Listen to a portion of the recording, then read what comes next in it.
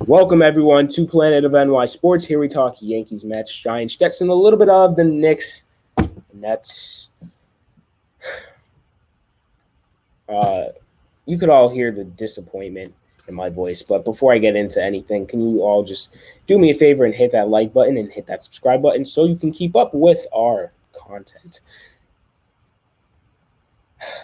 Coming into this week, obviously last week I ranted. I went off about Daniel Jones. Video got almost 1,000 views. However, this week, Daniel Jones didn't play awful. Wasn't that good or impressive, but it wasn't awful. He's not the issue. I'm not gonna really mention Daniel Jones all that much this video. Coming into this week, the Giants knew that their kicker was dealing with an injury. And you would think any team in the NFL would be like, hey, our kicker's hurt. Maybe we should have a backup option in there, have someone at the ready and just be like, hey, you know what? Maybe we should sit Gano. Maybe we should just carry another kicker just in case, blah, blah, blah. Because who knows? What if he gets hurt on the first play? The Giants proceed to not think about that, and they just go out with Gano, and guess what? He gets hurt. And the Giants go the whole entire game without a kicker. And you know what that leads to? The Giants losing 21-18. And you know what really frustrates me about this game? And it's comical at this point. It's really comical. They lost on not one, not two, not three, not four, not five, not six, not seven, it was seven. 7 field goals.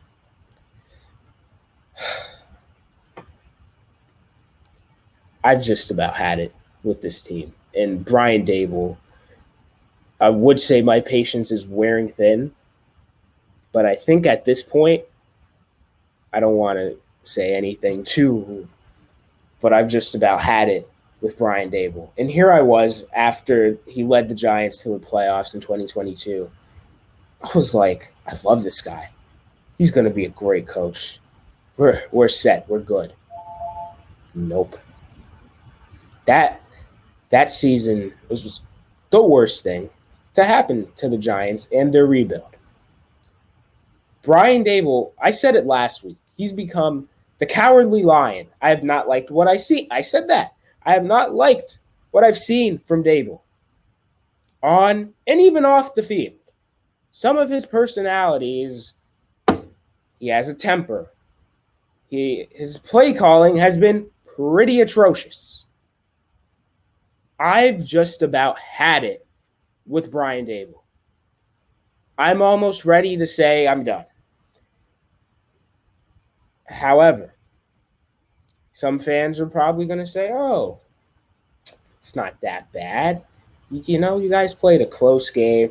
Like, there's some people out there that are like, oh, the season's still just started. The season's over. You want to know who the Giants have after that Washington game? Next Sunday, they got Cleveland.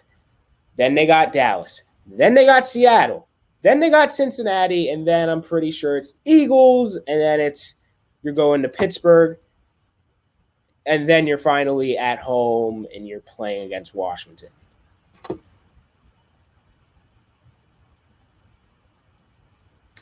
We're done. I said it coming into the season. They don't win one of these two games and have no momentum. Their season's over. And I'm saying it right now. The season's over. The Giants are done. Brian Daboll will not be the head coach of this team next year. I'm just going to put it out there now. I really don't think he will, barring they magically turn things around or if they start winning or look better. I really don't think he's going to be here next year. I really don't. And, you know, shout out to Malik Neighbors. Malik Neighbors had a great game. I know outside of the one catch or dropped catch, but I really think that Brian Daboll, I don't think he's the guy. I'm just going to say it. But here's the thing that worries me. because I think John Mara is way, way, way, way, way out of touch. I really think he's going to go after Belichick. I have a funny feeling, and he may give him a lot of control, and I feel like that would be another catastrophic thing to happen to the New York Giants, and it would just be setting us back even more. I really don't want Bill Belichick as head coach, but that's besides the point. I'm pretty much checked out at this point. I can't scream and yell because I did that all yesterday. I was like, why don't you have a kicker at the whatever. And the fact that you lose on 7 field goals, they didn't score a touchdown. They were terrible in the red zone. Penalties. They had a ton of penalties. The Giants should have won this game. This was a very winnable game. And all you had to do was have a kicker lined up and ready to go for this week instead of trotting out your kicker that's been injured the whole entire week and then he gets hurt. Why would you do that? Why would you do that? The Giants are not a smart organization. I think we all know that. Now, real quick here, just moving on to the New York Jets. They won yesterday against the Tennessee Titans. Okay. Now, from this game, there were definitely some things I liked. There are some things that I was like, but there's one thing to be really, really concerned about, and that's this guy right here. If you're a Jet fan, I'm sorry. This has got to be really rough. Jermaine Johnson, obviously, I'm pretty sure he might be out for the season with a torn Achilles. Yeah, that's just the worst possible thing to happen. Because when you look at the Jets, they've been dealing with Hassan Riddick's whole contract controversy. This is not good. This is not good if you're a Jet fan. This is not good. However, next week you guys got New England at home, which I think is a very winnable game. However, this is the Jets, and it would be the most Jets thing to do if they just somehow blew the game. But if you're the Jets, you really, really, before you face Buffalo at home, these next 3 games for the Jets are key. You got New England at home. That should be a win. You got Denver at home. Should be a win. And then you got Minnesota in London. I'm going to say that needs to be a win. I'm going to say it. I think you guys have a better team than the Vikings. You have the better quarterback. Well, actually, I'm not sure at this point. Darnold has been playing well. Shout out to all the Viking fans out there. But looking at the Jets right now, I really think you guys need to be at that maybe 5-1 range or 4-1 range before the Buffalo game. And if you win that game, you can assume control in the division because the Jets, I feel like the Jets and Buffalo now are probably going to be competing for the division. I think those are going to be the 2 teams, especially after what happened to Tua.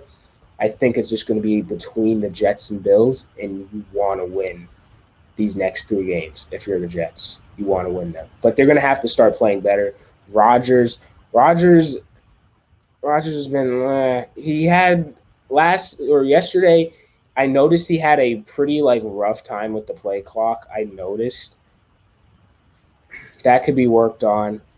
Rodgers has been okay, but he's going to need to be a little bit better. Some players on the team are going to have to step up, especially with Johnson being out for the season. And who knows what's going to happen with Hassan Riddick at this point. So, yeah. Now, if you could all do me a favor, hit that like button, hit that subscribe button. We'll see you all in the next video. Hopefully the Giants don't get obliterated next week, but I'm not going to hold my breath. So,